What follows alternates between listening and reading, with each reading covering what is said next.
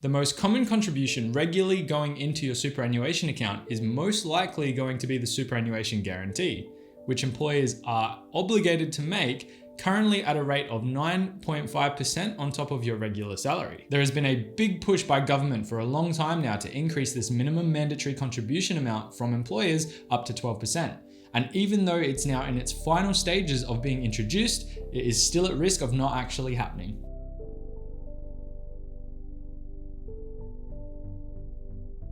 Welcome back to my channel. My name is Reese. In today's video, I'm going to be talking about the mandatory super guarantee and the government's plan to increase it. The superannuation guarantee is the minimum amount of money you or your boss, depending on your work situation, is required by law to set aside for your retirement. It creates a form of forced savings to help people pay for their later years when they don't have an income. It also takes pressure off the aged pension, which the government pays for to support people who don't have savings to fall back on. The age pension and other income support schemes are the most expensive welfare measures on the federal government's financial books. And with an increase in life expectancy of our general population, these costs are going to increase in the coming decades. Under the current proposal by the federal government, the superannuation guarantee, which is currently sitting at 9.5%, is set to increase up to 12% by 2025, which isn't that far away. And here comes the discussion point now. With these proposed changes, there is a lot of backlash and opposition to the idea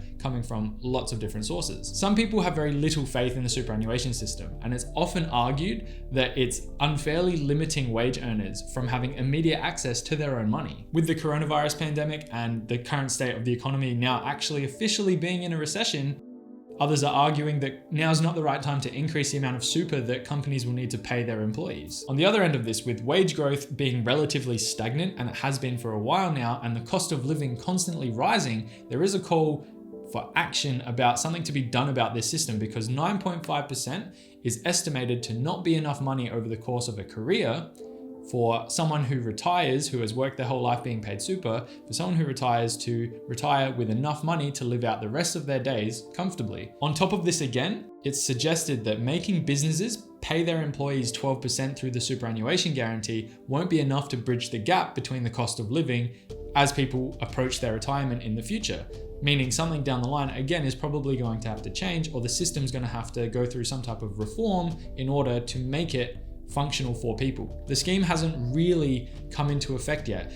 It was only introduced in the late 90s, and realistically, it's not quite at the point where people are retiring on their super who have worked a full career, and we don't know the long-lasting effects of if they're going to have enough money when that time comes. This opens up the discussion for modifications to be made to the superannuation system to be more effective, not just increasing the amount that businesses and people need to pay into their super fund. An example would be modifying the way it's taxed for voluntary contributions, or by the way that it's actually deposited through your employer into your accounts. So changing the taxation rates would ultimately end up in people having more money in their account when they retire.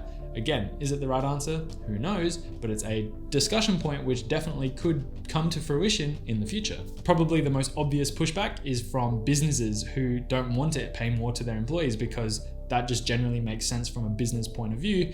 The more money that you have to pay means the less profit you make. So I understand why they're pushing back, but it will be very interesting to see if this actually comes into play, where they have to pay more superannuation to their employees, and it will be interesting to see if businesses suffer greatly and end up shutting down, or they push through it and their profit margins aren't affected too much.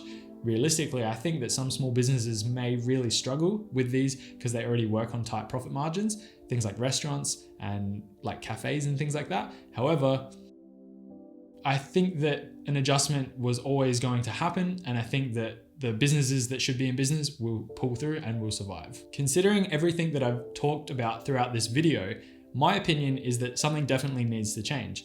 I personally have done my own calculations to figure out how much money I'm going to need roughly at retirement based on today's living standards, and how much I would need to survive comfortably, not even have a luxurious lifestyle, but just to survive comfortably, to be able to put food on the plate and not have to worry about things. And I've talked about it in other videos as well, and I've come to the realization that I work a decent job and make good money, and I'm going to be able to put that money away for super, and I'm fortunate for that, but it's still not going to be enough.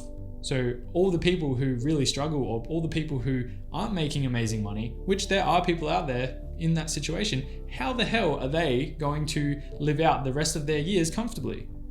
The answer is probably they're not. They're probably going to rely on welfare, and then the Australian government's plan to remove welfare and use superannuation as the way people fund their retirements is kind of going to go out the wall, and we will have been the guinea pigs for a test that never actually worked. The point is that at the current rate of 9.5%, people probably aren't going to live out their later years comfortably because it's not going to be enough over the course of a career for them to do that.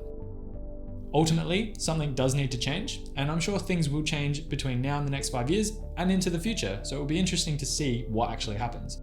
This is a bit of a fun discussion topic, and I really wanted to make a video about it just to get my ideas out there and be able to basically talk about something that hasn't come to light yet, but is actually planning on coming into action in the near future.